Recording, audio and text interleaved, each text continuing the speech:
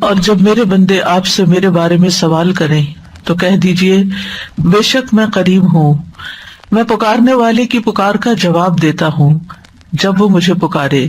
تو ان کو چاہیے کہ یہ میرا حکم مانیں اور مجھ پر ایمان رکھیں تاکہ وہ ہدایت پائیں۔ فاستغفروه ثم توبوا إليه إن ربي قريب مجيب۔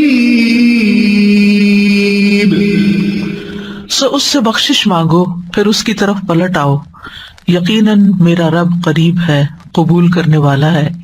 لا الہ الا اللہ واللہ اکبر والحمد للہ وسبحان اللہ ولا حول ولا قوة الا باللہ۔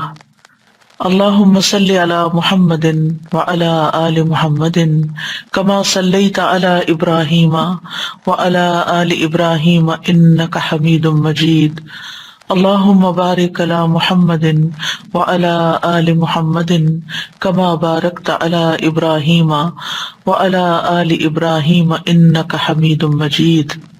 پروگرام قریب مجیب کے سلسلے میں آج ہم قرض کی ادائیگی کی دعاؤں کے بارے میں پڑھیں گے۔ اس سے پہلے ہم نے غم اور پریشانی اور مصیبت سے بچنے کی دعائیں پڑھی تھی۔ انسانی غموں میں سے ایک بڑا غم قرض کا غم ہوتا ہے۔ قرض ایک مصیبت ہے جس سے چھٹکارا پانا انسانی صحت کے لیے بہت ضروری ہے، اس کے دین اور ایمان کی حفاظت کے لیے بڑا ضروری ہے، اس کی آخرت کی نجات کے لیے بڑا ضروری ہے۔ اس لیے انسان کو حد الوسع کوشش کرنی چاہیے کہ وہ کوشش کے علاوہ یعنی قرض کی ادائیگی کی کوشش کے ساتھ ساتھ اللہ تعالیٰ سے دعا بھی کرتا رہے۔ عمومی طور پر اگر دیکھا جائے تو مال اللہ کی نعمت ہے۔ مال کو اللہ تعالیٰ نے زندگی کے قیام کا ذریعہ بنایا ہے، اس پر انسانوں کی معیشت اور انسانوں کی مصلحتوں کا دار و مدار ہے۔ سورۃ الملک میں اللہ تعالیٰ فرماتے ہیں هو الذی جعل لکم الارض ذلولا فامشوا فی مناکبها وکلوا من رزقہ والیہ النشور۔ اللہ وہی ہے جس نے تمہارے لیے زمین کو تابع کر دیا، بس اس کے اطراف میں چلو اور اس کے رزق میں سے کھاؤ اور اسی کی طرف دوبارہ جی اٹھنا ہے۔ مال کا درست استعمال قابل تعریف ہے اور ناجائز استعمال قابل مذمت ہے۔ مال کمانا، مال میں محنت کرنا پسندیدہ ہے، لیکن مال کا غلام بن جانا ناپسندیدہ ہے۔ نبی صلی اللہ علیہ وسلم نے فرمایا، یہ دنیا کا مال ہرا بھرا اور شیریں ہے۔ مسلمان کا وہ مال کتنا عمدہ ہے جو حلال ذرائع سے کمایا گیا ہو، پھر اس نے اسے اللہ کے راستے میں یتیموں اور مسکینوں اور مسافروں کے لیے وقف کر دیا، یعنی خود کمایا اور پھر دوسروں پر جو ضرورت مند تھے ان پر خرچ بھی کیا۔ لیکن جس شخص نے ناجائز ذرائع سے مال جمع کیا تو اس کی مثال اس کھانے والے کی طرح ہے جو کھاتا ہے مگر اس کا پیٹ نہیں بھرتا۔ ایسا مال قیامت کے دن اس کے خلاف گواہی دے گا۔ یعنی مال انسان اگر صحیح طریقے سے کمائے اور صحیح جگہ پر خرچ کرے تو بہت بڑے فائدوں کا حامل ہے، اور اگر غلط طریقے سے حاصل کرتا ہے اور غلط جگہ پر خرچ کرتا ہے تو بہت بڑے وبال کا ذریعہ بھی ہے۔ جہاں تک قرض کا تعلق ہے تو اللہ تعالیٰ نے قرض کے لین دین کو مباح قرار دیا ہے، یعنی جائز ہے، کیونکہ انسان کبھی مال کا محتاج ہوتا ہے، اسے اپنے لیے یا اپنے اہل و عیال کے لیے یا کاروبار کے لیے قرض کی ضرورت پیش آ جاتی ہے۔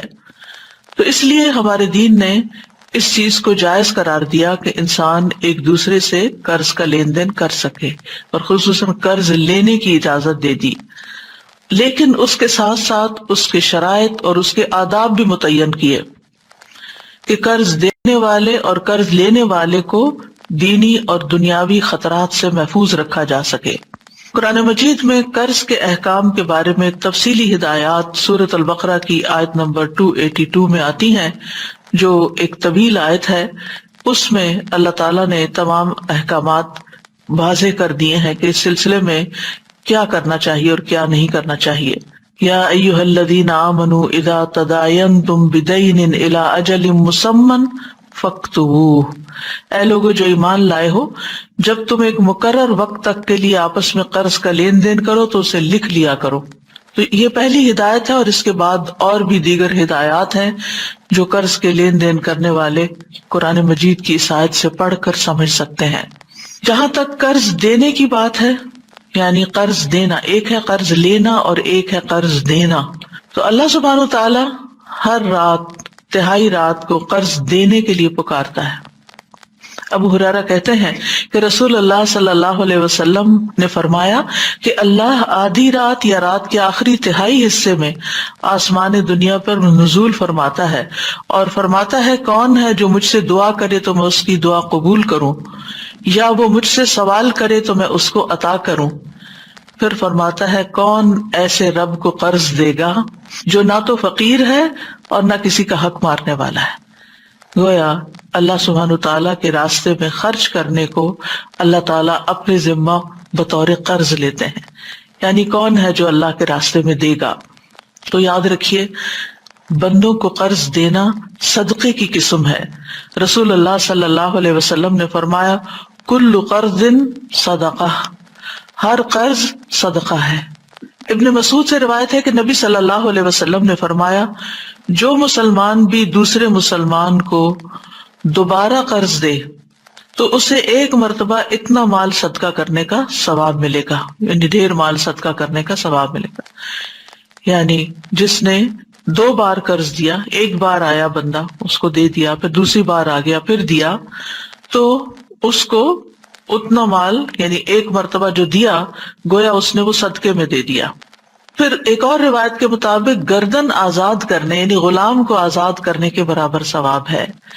رسول اللہ صلی اللہ علیہ وسلم نے فرمایا جس نے دودھ کا عطیہ دیا، یعنی کسی کو دودھ گفٹ کیا، یا چاندی قرض دی، یا کسی کو راستہ بتایا، اسے غلام آزاد کرنے کے برابر ثواب ملے گا۔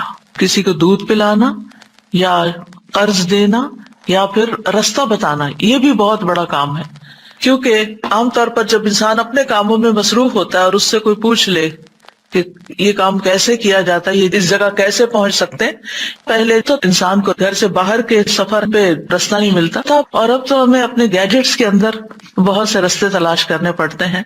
تو جب آپ اپنے بچوں سے کہتے ہیں یا کسی سے کہتے ہیں کہ مجھے ذرا گائیڈ کر دیں تو تھوڑے سے اریٹیٹ بھی ہو جاتے ہیں۔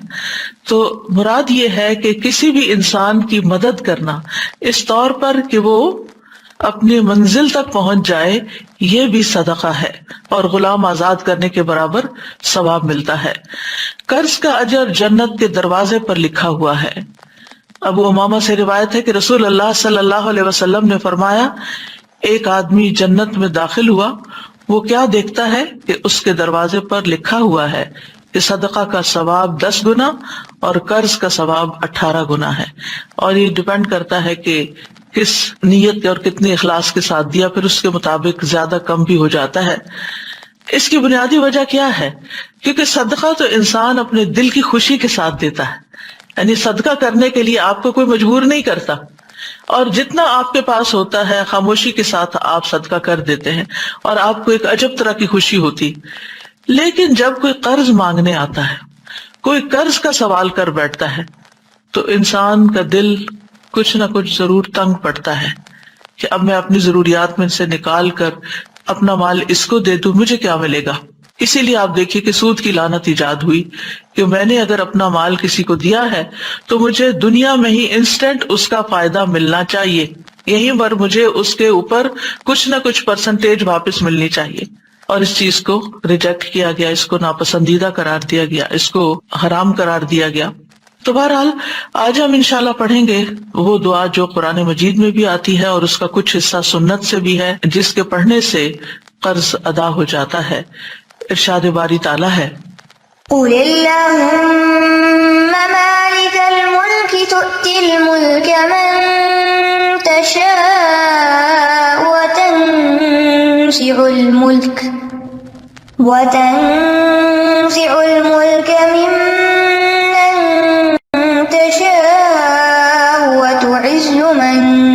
تشاء وتعز من تشاء وتذل من تشاء بيدك الخير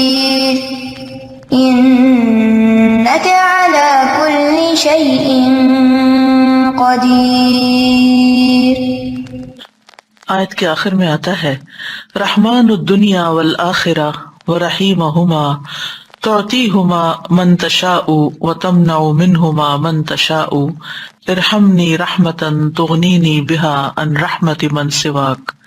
یہ دعا کا حصہ ہے جو آیت کے آگے لگایا گیا ہے. اس سلسلے میں جو روایت آتی ہے وہ یہ حضرت انس سے روایت ہے کہ رسول اللہ صلی اللہ علیہ وسلم نے حضرت معاذ سے فرمایا کیا میں تمہیں ایسی دعا سکھا دوں کہ جس کے ساتھ تم دعا کرو اگر تم پر احد پہاڑ کے برابر بھی قرضہ ہو تو اللہ اسے تم سے ادا کر دے گا. اے معاذ یہ دعا پڑھو. اور اس کے بعد یہ پوری دعا اللہم مالک الملک سے لے کر ان رحمت من سواک تک نبی صلی اللہ علیہ وسلم نے ان کو سکھائی. جہاں تک اس آیت کا تعلق ہے تو اللہ سبحانہ وتعالی اس آیت میں اپنی بے پناہ قوت اور قدرت کا اظہار کرتے ہیں. یہ اللہ تعالیٰ کا ایک تعارف بھی ہے کہ ہر قسم کی بادشاہت اللہ کے لیے ہے. وہی ہے جو اپنی مخلوق میں سے زمین میں جس کو چاہتا ہے بادشاہت، دولت، علم، اقتدار اور پاور کی جتنی بھی قسمیں ہیں وہ عطا کرتا ہے، اور جس سے چاہتا ہے چھین لیتا ہے، جس سے چاہتا ہے واپس لے لیتا ہے، جس کو چاہتا ہے عزت دیتا ہے اور جس کو چاہتا ہے ذلت دیتا ہے. خیر کے سارے خزانوں کا مالک وہی ہے. اصل کنٹرول اس کے ہاتھ میں ہے، فیصلے وہاں سے ہوتے ہیں. اللہم لا مانع لما اعطیت ولا معطی لما منعت ولا ينفع ذا الجد منک الجد. کوئی روک نہیں سکتا جسے اللہ عطا کرے اور کوئی دے نہیں سکتا جس کو اللہ نہ دے، جس سے اللہ روک دے. اس لیے اللہ سبحانہ وتعالیٰ سے انسان کو خیر اور بھلائی کا سوال کرتے رہنا چاہیے. اور اگر انسان قرض جیسی مصیبت میں پھنس گیا ہے تو اللہ تعالیٰ کی ان صفات کا واسطہ دے کر، ان کو وسیلہ بنا کر اللہ تعالیٰ سے دعا کرنی چاہیے. اس آیت کا شان نزول کچھ یوں ہے. ابن عباس کہتے ہیں اور انس بن مالک بھی دونوں روایت کرتے ہیں کہ جب رسول اللہ صلی اللہ علیہ وسلم نے مکہ فتح کیا اور اپنی امت سے فارس اور روم کی بادشاہت کے فتح ہونے کا وعدہ کیا تو منافق اور یہود کہنے لگے کہ ناممکن ہے، ناممکن ہے، پاسبل ہی نہیں، یہ تو بہت دور کی بات ہے. یعنی مکہ ابھی فتح ہوا ہے اور خوشخبری دی جا رہی ہے کہ روم اور فارس فتح ہو جائیں گے. محمد کیسے فارس اور روم کی بادشاہت کر سکتے ہیں؟ فارس اور روم والے تو ان سے بہت زیادہ طاقتور ہیں، بہت مضبوط ہیں. کیا محمد صلی اللہ علیہ وسلم کے لیے مکہ اور مدینہ کافی نہیں، یہاں تک کہ وہ فارس اور روم کی بادشاہت کی توقع لگا رہے ہیں؟ اس پر اللہ سبحانہ وتعالیٰ نے یہ آیت نازل فرمائی کہ یہ تو اللہ کے فیصلے ہیں، جس کو چاہے بادشاہت عطا کرے اور جس سے چاہے وہ چھین لے. یعنی انسان اپنی سوچ میں بہت لمیٹڈ ہے، بہت محدود ہے، بہت چھوٹی سوچ ہے، اس میں ابنڈنس نہیں ہے. لیکن اللہ سبحانہ وتعالیٰ کے خزانے تو کہیں وسیع ہیں، وہ تو جو چاہے کر سکتا ہے، جس کو جتنا چاہے عطا کر سکتا ہے. تو اس لیے جب بھی انسان کے دل پر کوئی ایسی گھبراہٹ چھانے لگے، چاہے مال سے متعلق ہو، چاہے کسی اور انسان کے مسئلے سے متعلق ہو، تو اس وقت انسان اللہ تعالیٰ کی ان صفات کا واسطہ دے کر دعا کرے. یعنی اپنے رب کی تعظیم کرتے ہوئے، اپنے رب کی بڑائی کا اظہار کرتے ہوئے، اس کا شکر ادا کرتے ہوئے، اس پر توکل کرتے ہوئے، اس سے تضرع اور عاجزی کرتے ہوئے اللہ تعالیٰ کی بارگاہ میں یوں پکارے اس کو، اے اللہ، اے بادشاہت کے مالک، قل اللہم مالک الملک، کہہ دیجیے اے اللہ جو مالک ہے ملک کا، یعنی ساری بادشاہت کا تو مالک ہے. مراد اس سے کیا ہے؟ نمبر 1، دنیا اور آخرت کے جتنے بھی معاملات ہیں وہ سب تیرے کنٹرول میں ہیں. دوسری بات یہ ہے کہ بندوں کا بھی مالک ہے، اور جو بندوں کے ہاتھ میں ہے، جو بندوں کی پوزیشن میں، اس کا بھی تو مالک ہے، مالک الملک. اور پھر اسی طرح بندوں کو کوئی بھی چیز دینے کا اختیار تیرے پاس ہے، چاہے وہ مال و دولت ہو، چاہے وہ نبوت ہو. کیونکہ لوگوں کو اس پر بھی اعتراض ہوتا تھا نا کہ محمد صلی اللہ علیہ وسلم کو کیوں نبی بنا دیا گیا، بلکہ ہر نبی کے بارے میں اس کی قوم کو اعتراض رہا. تو یہ بھی اللہ تعالیٰ کی اپنی تقسیم ہے، اللہ کی دین ہے. جس کو چاہے نبوت عطا کرے، جس کو چاہے مال دے، جس کو چاہے علم دے، جس کو چاہے بادشاہت دے، جس کو چاہے کو اقتدار دے، اور اسی طرح ان کو ریورس بھی کرنے پر پوری طرح قادر ہے. کوئی بھی اس پر اعتراض نہیں کر سکتا، کیونکہ حقیقی مالک اللہ ہے. فتعالى اللہ الملک الحق لا الہ الا ہوا رب العرش الکریم. سورۃ المؤمنون میں آتا ہے، بس بہت بلند ہے اللہ جو سچا بادشاہ ہے، اس کے سوا کوئی معبود نہیں، عزت والے عرش کا رب ہے.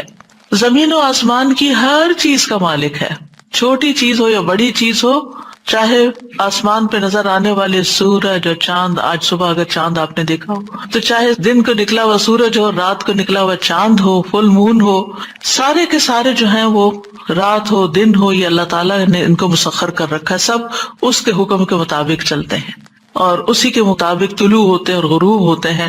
وہی ان کو بنانے والا ہے، وہی ان کو چلانے والا ہے، وہی ان کی رفتار مقرر کرنے والا ہے، وہی ان کے فائدے پہنچانے والا ہے، وہی ان کے نقصان سے بچانے والا ہے. یہ سب اللہ کے حکم سے ایک مقرر وقت تک کے لیے اپنے کام پر لگے ہوئے ہیں، چل رہے ہیں.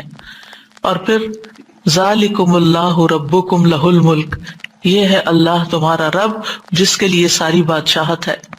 اسی طرح سورۃ یاسین میں آتا ہے فسبحان الذی بیدہ ملکوت کل شیء والیہ ترجعون. پاک ہے وہ ذات جس کے ہاتھ میں ہر چیز کی حکومت ہے اور اسی طرح تم اس کی طرف لوٹائے جاؤ گے. زندگی اور موت کا مالک بھی وہی ہے. لہ ملک السماوات والارض یحیی ویمیت وہو علی کل شیء قدیر. آسمانوں اور زمین کی بادشاہت اسی کے لیے ہے، وہی زندہ کرتا ہے، وہی موت دیتا ہے، اور وہ ہر چیز پر پوری قدرت رکھتا ہے. یعنی اگر وہ فیصلہ کر لے زندگی دینے کا تو کوئی موت نہیں دے سکتا، اور اگر اس نے زندگی ختم کرنے کا فیصلہ کر لیا تو دنیا بھر کے ڈاکٹرز بھی مل کر کسی کو موت کے منہ سے نہیں بچا سکتے. اس معاملے میں بھی پورا اختیار اللہ سبحانہ وتعالیٰ ہی کا ہے. پھر رزق کا مالک بھی وہی ہے، ہمارے جسم کا مالک بھی وہی، آنکھ، کان، دل، دماغ، سب کچھ. اللہ تعالیٰ فرماتے ہیں قل من یرزقکم من السماء والارض، ان سے پوچھئے کون ان کو رزق دیتا ہے آسمانوں اور زمین سے. ام من یملک السمع والابصار، کون ہے جو سمع اور بصر کا مالک ہے؟ وہی مالک ہے.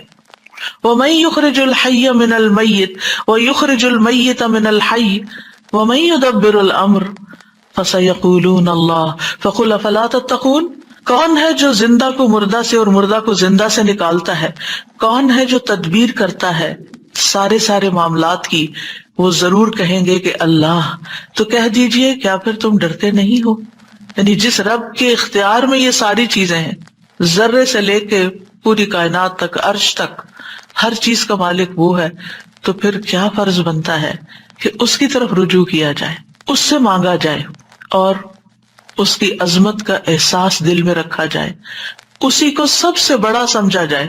کیونکہ مشکل یہ ہے کہ ہم دنیا میں کسی کے پاس کچھ تھوڑا سا مال یا اختیار یا اقتدار یا کوئی اسکل یا ہنر یا علم، کوئی ڈگری، کوئی عہدہ دیکھ لیتے ہیں تو ہم اس سے توقعات لگا بیٹھتے ہیں کہ یہ ہمارے کام کر دے گا، جبکہ اصل اختیار کا مالک تو اللہ ہے.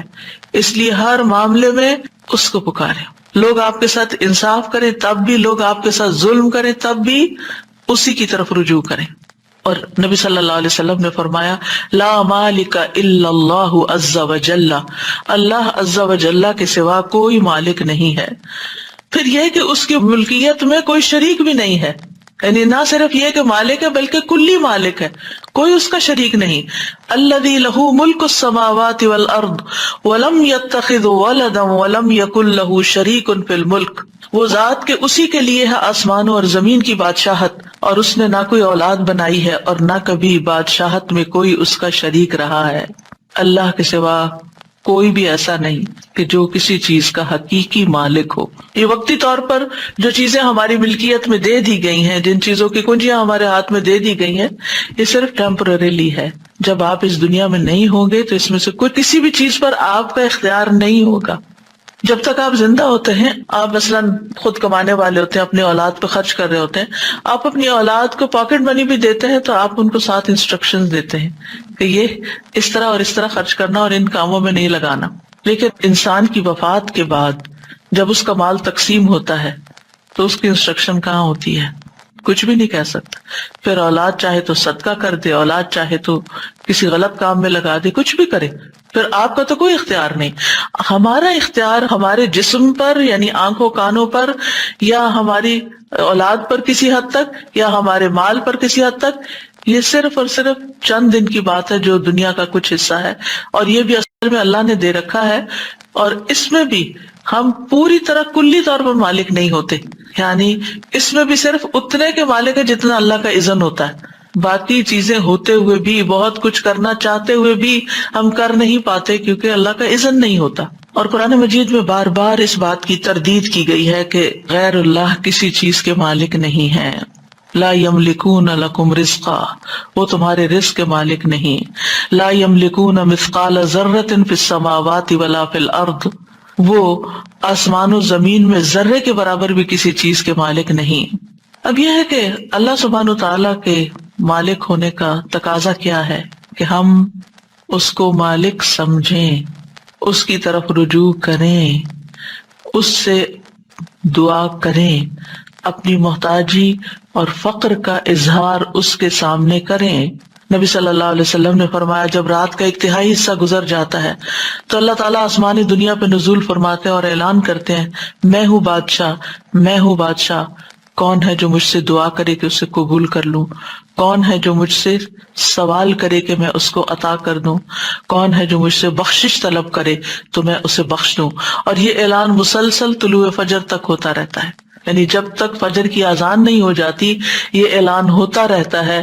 اب یہ ہم پر ہے کہ ہم کتنا مانگتے ہیں. اور آج کل کتنا اچھا موقع ہے، ہر کوئی سحری کے لیے اٹھتا ہے، تو اس وقت یہ دعائیں تو کم از کم کر لیں. کوئی حاجت ہے تو مانگ لیں. کون ہے جو مجھ سے سوال کرے تو میں اسے عطا کر دوں، کیا چاہیے مانگو عطا کروں. کون ہے جو مجھ سے بخشش مانگے تو میں اسے بخش دوں، کیونکہ رات کا آخری حصہ وبالاسحار هم یستغفرون گناہوں کی بخشش مانگنے کے لیے ہوتا ہے. یعنی یہ دو خاص چیزیں. اور پھر عمومی دعا، کون ہے جو مجھ سے دعا کرے تو میں اسے قبول کر لوں، یعنی کوئی بھی دعا جو آپ کریں. پھر فرمایا تؤتی الملک من تشاء وتنزع الملک ممن تشاء، تو جس سے چاہتا ہے بادشاہ دیتا ہے اور جس سے چاہتا ہے چھین لیتا ہے. اس میں بادشاہت کی تمام اقسام موجود ہیں، یعنی عقل کی بادشاہت، صحت کی بادشاہت، اخلاق حسنہ کی بادشاہت، حکم کو جاری کرنے اور قدرت کی بادشاہت، محنت کی بادشاہت، سرمایوں کی ملکیت کی بادشاہت، ہر طرح کی بادشاہت، ہر طرح کا ملک، یعنی ہر طرح کی کنٹرول جس کو کہتے ہیں نا، یہ سب شامل ہے. اللہ سبحانہ وتعالیٰ ہمیں عطا کرتا ہے، تؤتی الملک دیتا ہے، ہمیں کلی مالک نہیں بناتا، دیا ہے اس نے، رکھو امانت ہے. اسی لیے آپ دیکھیں کہ جو مومن بندے ہوتے ہیں جب ان کے ہاتھ سے کوئی چیز چلی جاتی ہے، کوئی مال چلا جاتا ہے یا اولاد میں سے کوئی چلا جاتا ہے، تو وہ کیا کہتے ہیں کہ یا اللہ یہ تیری امانت تھی، تو نے واپس لے لی، ہم تیرے فیصلے پر راضی ہیں. اور اس طرح اللہ تعالیٰ ان کے دل کو قرار دے دیتا ہے کہ میرے بندے نے خوشی خوشی امانت واپس کر دی. یہ ہماری جان بھی کیا ہے، یہ ہمارا بدن کیا ہے، ہمارے پاس امانت ہے، اور ایک دن ہمیں یہ واپس لوٹا دینی ہے جو اس کا اصل مالک ہے. یعنی ہم بے اختیار ہیں، ہم صاحب اختیار نہیں ہیں، اصل مالک اللہ رب العزت ہے، مطلق اختیار اسی کے پاس ہے. تو چونکہ اللہ مالک بناتا ہے، بندے کے پاس جو کچھ ہوتا ہے اللہ نے دیا ہوتا ہے، اس لیے بندے کو چاہیے کہ اس پر اللہ ہی کی مرضی کے مطابق تصرف کرے. وہ کس طرح چاہتا ہے کہ ہم اپنی آنکھیں استعمال کریں، وہ کیا چاہتا ہے کہ ہم اپنی زبان کیسے استعمال کریں، وہ کیا چاہتا ہے کہ ہم اپنے کان کہاں استعمال کریں، وہ کیا چاہتا ہے کہ ہم اپنے پاؤں کہاں استعمال کریں، وہ کیا چاہتا ہے کہ ہم اپنا مال کہاں استعمال کریں. جتنی بھی چیزیں اللہ نے ہمارے اختیار میں دی ہیں، ان سب کے بارے میں ہمیں ضرور دیکھنا چاہیے کہ کیا وہ اللہ کی مرضی کے مطابق استعمال ہو رہی ہیں یا اللہ کی ناراضگی کے ساتھ استعمال ہو رہی ہیں. کیونکہ اللہ سبحانہ تعالیٰ جب چاہے ان کو واپس بھی لے سکتا ہے. اگر ہم نے اللہ کو ناراض کیا تو وہ کچھ بھی واپس لے سکتا ہے، کیونکہ اصل اختیار تو اس کا، اصل مالک تو وہی ہے. تو تنزع الملک، تو ملک کو کھینچ لیتا ہے. تو نزع کا ایک معنی لے لینا اور ایک معنی روک دینا، یعنی جس کو تو چاہتا ہے دیتا ہے، جس سے چاہتا ہے روک لیتا ہے، نہیں دیتا. اور جس کو چاہتا ہے دے کے پھر وہ واپس لے لیتا ہے، کھینچ لیتا ہے، یعنی دینے کے بعد پھر چھین لیتا ہے، کیونکہ سارے کا سارا فضل اللہ کے ہاتھ میں ہے۔ قل ان الفضل بید اللہ یؤتیہ من یشاء واللہ واسع علیم، ان سے کہیے کہ فضل تو اللہ کے اختیار میں ہے، وہ جسے چاہے دے دے، کیونکہ وہ بہت وسعت والا اور سب کچھ جاننے والا ہے۔ آسمان اور زمین کی کنجیاں اللہ کے لیے ہیں۔ لہ مقالید السماوات والارض یبسط الرزق لمن یشاء ویقدر انہ بکل شیء علیم، اسی کے لیے ہے کنجیاں آسمانوں اور زمین کی، جس کے لیے چاہتا ہے کشادہ کر دیتا ہے اور جس کے لیے چاہتا ہے تنگ کر دیتا ہے، ہر چیز کو خوب جاننے والا ہے۔ واللہ یقبض ویبسط والیہ ترجعون، اور جس کو جتنا چاہتا ہے دیتا ہے۔ قارون کو بڑے بڑے خزانوں کا مالک بنا دیتا ہے اور جب چاہتا ہے اس سے واپس بھی لے لیتا ہے۔ تو بات یہ ہے کہ ہمارے پاس جو بھی کوئی نعمت ہے، وما بکم من نعمت فمن اللہ، اس لیے ہمیں کسی معاملے میں غرور اور تکبر کا شکار نہیں ہونا چاہیے کہ یہ میں ہوں، یہ میرا ہے، یہ میرے پاس ہے۔ یہ 4 ہلاک کر دینے والے کلمات ہیں جو قرآن مجید میں آئے ہیں۔ انا خیر منہ، انا میں، لی الیس لی ملک مصر، انا خیر منہ کس نے کہا تھا؟ شیطان نے، اور الیس لی ملک مصر فرعون نے کہا تھا۔ اندی میرے پاس ہے، قال انما اوتیتہ علی علم اندی، قارون نے کہا تھا۔ نحن اولو قوت، ہم قوت والے ہیں، یہ کس نے کہا تھا؟ ملکہ سبا جو تھی اس کے درباریوں نے کہا تھا۔ لیکن ان سب کی قوت اور پاور اور ان کے اختیارات اور ملکیت پھر کہاں گئی؟ یہ عام لوگوں جیسے نہیں تھے، ان کے پاس بہت بڑی بڑی قوتیں تھی، بہت بڑا بڑا اختیار تھا، وہ چلا گیا تو پھر ہم جیسے معمولی لوگوں کا کیا حال ہے۔ اس لیے کسی بھی چیز پر فخر اور غرور نہیں ہونا چاہیے۔ وَتُعِزُّ مَن تَشَاءُ وَتُذِلُّ مَن تَشَاءُ، تو ہی جسے چاہتا ہے عزت دیتا ہے اور جس کو چاہتا ہے ذلت دیتا ہے۔ عزت کا معنی طاقت اور غلبہ بھی ہوتا ہے، صرف بادشاہت ہی نہیں، یعنی عزت و ذلت کا مالک بھی ہے، یعنی کہ یہ بادشاہت کے ساتھ بھی لازم ہے اور اس کے علاوہ بھی، یعنی اطاعت کے ذریعے عزت اور نافرمانی کے ذریعے ذلت دیتا ہے، مدد دے کر عزت اور مغلوب کر کے ذلت دیتا ہے، مال دے کر عزت اور محتاج کر کے ذلت دیتا ہے، یہ سب کچھ اللہ کے اختیار میں۔ لیکن اللہ اپنے اولیاء کو ذلیل نہیں کرتا۔ اللہ کے اولیاء جو ہوتے ہیں، اللہ کے جو دوست ہوتے ہیں، وہ اطاعت کرتے ہیں، نافرمانی نہیں کرتے، پھر بھی ان کا نقصان ہو جاتے ہیں۔ وہ دوسروں کی مدد کرتے ہیں لیکن خود بعض اوقات مغلوب ہو جاتے ہیں۔ وہ دوسروں کو دینے والے ہوتے ہیں لیکن خود کبھی محتاج ہو جاتے ہیں۔ یہ سب کچھ کیا ہے؟ یہ ان کی آزمائش کے لیے ہوتا ہے، اللہ تعالیٰ کی ناراضگی کی وجہ سے نہیں ہوتا۔ یعنی اللہ تعالیٰ ان کو ذلیل نہیں کرنا چاہتا، بلکہ اس کے عوض ان کو اجر عظیم دینا چاہتا ہے، ان کو مزید نوازنا چاہتا ہے۔ وہ چھوٹی چیز لیتا ہے اور ہمیشہ بڑی دیتا ہے، چاہے دنیا میں دے چاہے آخرت میں دے، بعض کا دونوں جگہ دیتا ہے۔ یعنی اللہ سبحانہ تعالیٰ ایک حرف پڑھنے کی 10 نیکیاں دیتا ہے، کمی تو اس کے پاس ہے ہی نہیں، وہ بہت کچھ دینے والا ہے۔ تو جو بندے اطاعت کے ساتھ، اللہ کی فرما برداری کے ساتھ اللہ کی مدد مانگتے رہتے ہیں، اللہ سبحانہ تعالیٰ ان کو بھی دیتا ہے، دنیا میں بھی دیتا ہے، اور آخرت میں تو پھر اس نے وعدے ہی کر رکھے ہیں۔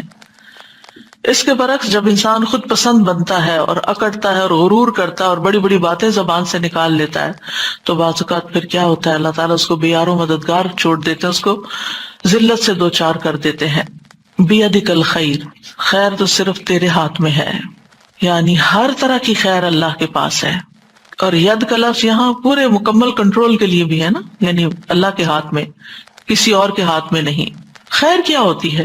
ہر وہ چیز خیر ہے جس میں بندے کے لیے مصلحت اور فائدہ ہوتا ہے، یعنی ہمارے لیے ہر فائدے کی چیز خیر ہے۔ یہ خیر خواہ دنیا کے کاموں میں ہو یا آخرت کے کاموں میں ہے، رزق ہے، صحت ہے، علم ہے، مال ہے اور نیک عمل، یہ سب خیر ہی خیر ہے، ان سب پر خیر کا اطلاق ہوتا ہے۔ اور یہ نہیں کہا کہ بیدک الشر، کیونکہ والشر لیس الیک، شر کی نسبت اللہ کی طرف نہیں کرتے۔ اللہ سبحانہ تعالیٰ نے ہر چیز کے اندر خیر شر رکھ دیا ہے، لیکن وہ جس بندے کے ساتھ اس کا واسطہ پڑتا ہے اس کے حساب سے اس کے لیے خیر یا شر بن جاتی۔ تو اللہ سبحانہ تعالیٰ خیر ہی کا کام کرتا ہے، شر کا کام نہیں کرتا۔ لیکن ایک ہی چیز آپ نے دیکھا ہوگا ایک بندے کے لیے خیر کا سبب ہوتی ہے، اسی طرح کی وہی چیز دوسرے بندے کے لیے شر کا سبب ہوتی ہے۔ اب آپ دیکھیں بعض لوگوں کے جسم میں نمک کی کمی ہو جاتی ہے، تو نمک تو بذات خود نمک ہے نا، وہ تو خیر شر نہیں ہے نا، لیکن وہ نمک ایک بندے کے لیے خیر کا باعث بن جاتا ہے جس کے جسم سے نمک کم ہو رہا ہو اور وہ مرنے کے قریب ہو تو اس کو یعنی کہ ایکسٹرا پہنچاتے ہیں۔ ایک بندہ جو بلڈ پریشر کا مریض ہے اس کے لیے نمک زندگی ختم کرنے کا ذریعہ۔ اب نمک تو نمک ہے، تو اللہ کی ایک نعمت ہے، ایک کو فائدہ دے رہا ہے ایک کو نقصان دے رہا ہے، تو نمک میں شر نہیں ہے، تو اس کے استعمال کرنے والے کی نسبت سے اس کے لیے فائدہ یا نقصان ہے۔ انک علی کل شیء قدیر، بے شک تو ہر چیز پر خوب قدرت رکھتا ہے، ہر چیز کا مالک تو ہے۔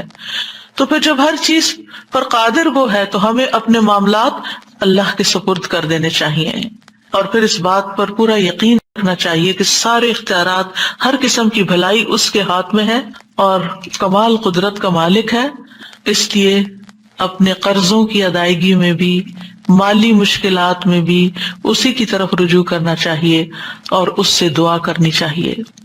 یعنی انسان کوشش تو کرتا ہے لیکن بعض اوقات کوششیں کسی نتیجے پر نہیں پہنچتی، یا یہ کہ وہ کوشش اس حد تک نہیں ہو پاتی باوجود کوشش کے جو ضروری ہوتی ہے، جو مطلوبہ ہوتی ہے۔ مثلاً آپ کو اگر اس چھت پہ چڑھنا ہے تو اس کے لیے اتنی سیڑھیاں آپ کو چاہیے جو چھت تک لے جائے۔ اگر آپ کی سیڑھی آدھے راستے تک جاتی ہے تو پھر کیا ہوگا؟ آپ چڑھ کے کھڑے رہیں، آپ اوپر نہیں چڑھ سکتے۔ تو اسی طرح بعض اوقات انسان کے اوپر بہت بڑا قرضہ ہوتا ہے، بہت بڑی ذمہ داری ہوتی ہے، وہ جتنا بھی کما لے، وہ جتنی بھی محنت کر لے، وہ 2 3 جابز کر لے، وہ اس قابل نہیں ہوتا کہ وہ اپنا قرض ادا کر سکے، اپنا فرض پورا کر سکے۔ اس کو ضرورت ہوتی ہے کہ وہ اللہ سے مانگے، پھر اللہ تعالیٰ غیب سے اس کے لیے ایسے اسباب فراہم کر دے کہ جہاں اس کی سوچ بھی نہ جاتی ہو۔ یہ ہے دعا کا کام۔ جہاں تک قرض کا تعلق ہے تو قرض لینے سے حتی الامکان بچنا چاہیے۔ ہر معاملے میں انسان اللہ سے مدد مانگے، قرض سے بچے۔ طارق کہتے ہیں کہ انہوں نے ابن ابی اوفا سے سنا کہ ایک شخص کے بارے میں سوال کیا گیا کہ کیا وہ قرض لے کے حج کر سکتا ہے، قرض لے کے چلا جائے؟ انہوں نے کہا وہ اللہ سے رزق مانگے، قرض نہ مانگے، یعنی قرض نہ لے، اللہ سے رزق مانگے کہ اللہ اتنی وسعت پیدا کر دے کہ وہ حج کر سکے۔ آج سے آپ یوں کہ 100 سال پہلے یا 50-60 سال پہلے لوگ صرف وہ خریدتے تھے جو ان کے پاس ہوتا تھا، اور شدید ضرورت جب پیش آتی تھی، کوئی اچانک بیماری آ گئی یا کوئی اور مصیبت آ گئی تو وہ قرض لے لیا کرتے تھے۔ صرف اس وقت قرض لیا جاتا تھا جب شدید ضرورت ہوتی تھی، لیکن اس وقت ہر بندے کو قرض لینے پر ابھارا جاتا ہے۔ کریڈٹ کارڈ کی شکل میں آپ دیکھیں کہ ہر شخص کسی نہ کسی طرح قرض کے تلے ہوتا ہے۔ آپ کے ہاتھ میں کچھ بھی نہیں ہے اور آپ چیز خریدے جا رہے ہیں تو گویا آپ قرض پر ہی ایک طرح سے خرید رہے ہیں، اور پھر اگر آپ اس لمیٹڈ عرصے میں مقرر تاریخ تک وہ قرض ادا نہیں کرتے تو پھر آپ کے اوپر کیا آ جاتا ہے؟ سود آ جاتا ہے۔ اور اس طرح آپ دیکھیں کہ بعض لوگ صرف خواہشات پوری کرنے کی، ان کی ضرورت نہیں ہوتی چیزیں، چونکہ آسان ہے اس چیز کا حاصل کرنا۔ یعنی اس وقت دنیا میں بہت سارے لوگ ایسے ہیں کہ جو وہ کچھ اپنے پاس رکھتے ہیں جن کے وہ حقیقی مالک نہیں ہیں، وہ ان کی پوزیشن میں نہیں ہے چیزیں، وہ سب قرض پر لی ہوئی ہیں، اور قرض اتنا زیادہ کہ سب کچھ بیک وقت دینے کی بھی ہمت استطاعت نہیں ہے۔ تو آپ دیکھیے کہ بلا وجہ ایسی چیزیں خریدنا اور اپنے آپ کو قرض تلے رکھنا یہ ناپسندیدہ ہے۔ ابن ابی اوفا سے سوال کیا کہ ایک شخص حج کے لیے قرض لے سکتا ہے یا نہیں، تو انہوں نے کہا کہ نہیں۔ یعنی حج کس پر فرض ہے؟ جس کے پاس وسعت ہے، اس پر تو فرض ہی نہیں جس کے پاس وسعت نہیں۔ وہ قرض لے کر کیوں حج کرنا چاہتا ہے؟ قرض لینا دراصل اپنے آپ کو امن سے نکال کر خوف میں مبتلا کرنا ہے۔ چاہے آپ کے بینک میں پیسے ہوں اور آپ سمجھتے ہو کہ آپ کا ڈیٹ جلدی ادا ہو جائے گا، لیکن پھر بھی جو آپ کے ہاتھ میں ہے وہاں سے خریداری کریں بنسبت اس ذریعے کے کہ جو آپ کے ہاتھ میں نہیں، اور آپ قرض لے کے خریداری کریں اور پھر آپ کا قرض چکایا جائے۔ عقبہ بن عامر کہتے ہیں کہ رسول اللہ صلی اللہ علیہ وسلم نے فرمایا، اپنے آپ کو پرامن ہونے کے بعد خطرے میں مبتلا نہ کیا کرو۔ لوگوں نے پوچھا یا رسول اللہ صلی اللہ علیہ وسلم وہ کیسے؟ فرمایا قرض لے کر۔ یعنی جب آپ قرض لیتے ہیں، چاہے آپ کہیں یا نہ کہیں، آپ کے اوپر ایک سٹریس ضرور آتا ہے۔ آج کی زندگی میں بہت کچھ انسان کے پاس نعمتوں کی فراوانی ہوتے ہوئے بھی وہ سٹریس کا شکار کیوں ہے؟ اپنے لائف سٹائل کی وجہ سے۔ کہ وہ قرض کے لین دین کو آسان سمجھتا ہے. جو شخص قرض سے پاک ہو اس کے لیے جنت کی ضمانت ہے. یعنی ایسی زندگی گزارو کہ جس میں قرض نہ ہو. نبی صلی اللہ علیہ وسلم نے فرمایا جس شخص کی روح جسم سے اس حال میں جدا ہو کہ وہ 3 چیزوں سے بری ہو، یعنی 3 چیزیں اس کے اندر نہیں، وہ جنت میں داخل ہوگا. نمبر 1 تکبر نہیں اس کے دل، اپنے آپ کو کوئی چیز نہیں سمجھتا. دوسرا ہے قرض، اور تیسرا ہے مال غنیمت میں خیانت، کہ اس کے پاس مال غنیمت ہے یا آپ یوں سمجھے کہ وہ اللہ کے مال کا مالک ہے، جیسے کسی نے اس کے ہاتھ میں ڈونیشن رکھی یا اس کو کوئی امانت اس طرح کی دی اور پھر وہ اس میں خیانت کر لیتا ہے، وہ اپنے اوپر خرچ کر لیتا ہے یا اپنی مرضی سے اس میں جس کام کے لیے کسی نے دیا وہ نہیں کرتا، کچھ اور شروع کر دیتا ہے. یعنی کسی کے مال کو اپنے اختیارات سے استعمال کرنا شروع کر دیتا ہے. تو جو شخص ان 3 چیزوں سے پاک ہوگا اس کے لیے جنت کی ضمانت ہے. لہٰذا قرض میں زندگی بسر نہ کرے انسان.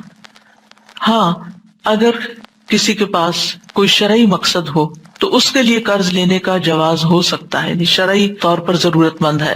رسول اللہ صلی اللہ علیہ وسلم نے فرمایا اللہ قرض لینے والے کے ساتھ ہے یہاں تک کہ وہ اپنا قرضہ ادا کر دے، بشرطے کہ قرضہ ایسے مقصد کے لیے نہ ہو جو اللہ کو ناپسند ہے. راوی کہتے ہیں کہ عبداللہ بن جعفر اپنے خزانچی سے فرماتے تھے کہ جاؤ اور میرے لیے قرضہ لاؤ، اس لیے کہ مجھے ناپسند ہے کہ میں ایک رات بھی ایسی گزاروں مگر یہ کہ اللہ میرے ساتھ ہو. جب سے میں نے اللہ کے رسول صلی اللہ علیہ وسلم کی یہ حدیث سنی، یعنی اگر کسی نے جائز مقصد کے لیے قرض لے رکھا ہے تو اللہ تعالیٰ اس کی مدد کرے گا، اس کا قرضہ بھی اترے گا اور اللہ اس کے ساتھ ہے. اور یہ کون شخص ہے؟ جو واقعی شدید ضرورت مند ہے، حقیقی معنوں میں ضرورت مند ہے. اس سلسلے میں ایک اور بات بھی یاد رکھیے کہ بعض اوقات آپ کو اپنی ذاتی ضرورت کے لیے قرض نہیں لینا ہوتا، لیکن آپ کے سامنے کوئی ایسا شخص آ جاتا ہے جو انتہائی شدید حاجت کا شکار ہے اور آپ خود کچھ نہیں کر سکتے، تو آپ کسی سے قرض لے کر اس کی مدد کر سکتے ہیں، کیونکہ اس کو کوئی قرضہ نہیں دے گا، لیکن آپ کی چونکہ ایک ریلائبلٹی ہے، ٹرسٹ ہے لوگوں کو آپ پر، تو آپ کو کوئی دے دے گا تو آپ لے کر اس کی ضرورت پوری کر دیں اور پھر آپ اپنا قرضہ ادا کرتے رہیں. بلال رضی اللہ عنہ سے مروی ہے کہ جب رسول اللہ صلی اللہ علیہ وسلم کے پاس کوئی انسان آتا، آپ اس کو ننگا دیکھتے، یعنی اس کے پاس پراپر ڈریس نہیں ہے، تو مجھے حکم کرتے، میں جاتا اور قرض لے کر اس کے لیے چادر خرید لاتا، اسے پہننے کے لیے دیتا اور اسے کھانا کھلاتا. یعنی یہ ایک جائز صورت ہے جس میں انسان ایسا کر سکتا ہے، لیکن وہ بھی ادائیگی کی نیت کے ساتھ. جہاں تک قرض کے آداب کا تعلق ہے تو قرض کے تمام لین دین میں مدتوں کی تحدید ضروری ہے کہ کتنے عرصے کے لیے قرض لیا جا رہا ہے. اوپن اینڈ نہیں ہونا چاہیے، 10 دن کے لیے دے دیں، 10 مہینے کے لیے دے دیں، 10 سال کے لیے دے دیں. تو ٹائم پیریڈ الی اجل مسمى. دوسری بات یہ کہ لیتے یا دیتے وقت اس کو لکھنا ضروری ہے. تیسری بات یہ کہ لکھنے والا عدل و انصاف کے ساتھ لکھے، کسی قرابت یا عداوت سے متاثر نہ ہو. چوتھی بات یہ ہے کہ قرض دار جب لوگوں کے حقوق کاتب کو لکھوائے تو اللہ سے ڈرے اور اس میں کمی بیشی نہ کرے. نمبر 5، خرید و فروخت اور لین دین میں گواہ مقرر کرنا بہتر ہے، نہ ہو تو کوئی بات نہیں. نمبر 6، گواہ 2 مرد یا 1 مرد اور 2 عورتیں ہوں گی. 2 عورتیں کیوں؟ تاکہ ان پر ذمہ داری کم آئے، بوجھ کم پڑے. نمبر 7، جب گواہ کی ضرورت پڑے تو اس کو انکار نہیں کرنا چاہیے، اسے حاضر ہو جانا چاہیے گواہی دینے کے لیے. قرض واپس مانگنے والے کو اجازت ہے کہ وہ سختی کر سکتا ہے، سختی سے واپس مانگ سکتا ہے. ایک شخص نبی صلی اللہ علیہ وسلم کے پاس اپنے قرض کا تقاضا کرنے کے لیے آیا اور سخت گفتگو کرنے لگا، یعنی اپنی گفتگو میں وہ ہارش ہو گیا. آپ کے صحابہ غصے میں اس کی طرف بڑھے کہ تم اللہ کے رسول صلی اللہ علیہ وسلم کے ساتھ یہ معاملہ کر رہے ہو. لیکن رسول اللہ صلی اللہ علیہ وسلم نے فرمایا کہ اسے چھوڑ دو، کیونکہ جس کا کسی پر حق ہو تو وہ بات کہنے کا بھی حق رکھتا ہے. پھر آپ نے فرمایا اس کے قرض والے جانور کی عمر کا 1 جانور اسے دے دو. صحابہ نے عرض کیا یا رسول اللہ صلی اللہ علیہ وسلم، اس سے زیادہ عمر کا جانور تو ہے لیکن اس عمر کا نہیں ہے جتنا اس کو دینا بنتا ہے. آپ نے فرمایا اسے وہی دے دو، کیونکہ سب سے اچھا آدمی وہ ہے جو دوسروں کا حق پوری طرح ادا کرتا ہو. لیکن اگر کسی کے پاس مال ہے اور وہ قرض دینے میں ٹال مٹول کر رہا ہے، جان بوجھ کے نہیں دے رہا کہ میں تھوڑا اور انجوائے کر لوں کسی اور کے مال سے، تو یہ انتہائی غلط ہے. رسول اللہ صلی اللہ علیہ وسلم نے فرمایا قرض ادا کرنے میں مالدار کی طرف سے ٹال مٹول کرنا ظلم ہے، اور اگر تم میں سے کسی کا قرض کسی مالدار کے حوالے کیا جائے تو اسے قبول کرے. یعنی قرض خواہ کو کہا جائے کسی دوسرے نے میرا قرض دینا ہے، اس سے لے لو، تو وہ مان جائے اچھا ٹھیک ہے میں اس سے لے لیتا ہوں. قرض ادا کرنے کی قدرت ہونے کے باوجود اگر کوئی ٹال مٹول کرے تو سزا بھی دی جا سکتی ہے. رسول اللہ صلی اللہ علیہ وسلم نے فرمایا مالدار آدمی کا ٹال مٹول کرنا اس کی عزت کو حلال کر دیتا ہے. یعنی لوگ پھر اس پہ باتیں بنانے لگتے ہیں، اس کی سزا کو جائز کر دیتا ہے۔ ابن مبارک کہتے ہیں عزت حلال کرنے کا مطلب ہے کہ اس سے سخت کلامی کی جائے، اور سزا کا مطلب ہے کہ اس کو قید کر دیا جائے، یعنی اس پر کوئی عدالت کی طرف سے پھر پنشمنٹ دی جائے۔ قرض کو ہمیشہ اچھے طریقے سے ادا کرنا چاہیے۔ جابر بن عبداللہ کہتے ہیں میں نبی صلی اللہ علیہ وسلم کی خدمت میں حاضر ہوا، آپ اس وقت مسجد میں تشریف فرما تھے، آپ نے فرمایا پہلے 2 رکعت نماز پڑھ لو، اور میرا نبی صلی اللہ علیہ وسلم پر کچھ قرض تھا جسے آپ نے ادا کیا اور زیادہ دیا، یعنی جب آپ لوٹاتے تھے تو زیادہ دیتے تھے، کمی نہیں کرنی چاہیے۔ جس کا قرض دینا ہو اس کو ہدیہ نہیں دینا چاہیے، یعنی آپ اس کو گفٹ نہیں دے سکتے۔ مثلاً آپ نے کسی سے قرضہ لیا، قرضہ لوٹانے کی بجائے آپ اس کو گفٹ دے رہے ہیں، یہ درست نہیں، یہ سود ہوگا۔ سعید بن ابی بردہ اپنے والد سے روایت کرتے ہیں کہ میں مدینہ آیا تو میں نے عبداللہ بن سلام رضی اللہ عنہ سے ملاقات کی، انہوں نے کہا آؤ میں تمہیں ستو اور کھجور کھلاؤں گا، اور تم ایک مکان میں داخل ہو گئے جس میں رسول اللہ صلی اللہ علیہ وسلم بھی تشریف لے گئے تھے۔ پھر آپ نے فرمایا، یعنی کہ رسول اللہ صلی اللہ علیہ وسلم نے فرمایا، یعنی حدیث سنائی، تمہارا قیام ایک ایسے ملک میں ہے جہاں سودی معاملات بہت عام ہیں، اگر تمہارا کسی شخص پر کوئی حق ہو اور پھر وہ تمہیں ایک تن کے یا جو کے دانے یا گھاس کے برابر بھی ہدیہ دے، اسے قبول نہ کرنا کیونکہ یہ سود ہوگا، یعنی جس سے قرضہ لیا ہوا ہو اس کو گفٹ دینا سود بنتا ہے۔ اسی طرح ہمارا دین ہمیں یہ بھی سکھاتا ہے کہ کسی کے قرضے کی ذمہ داری لے لی جائے۔ کسی غریب نے قرضہ لیا، وہ نہیں ادا کر پا رہا،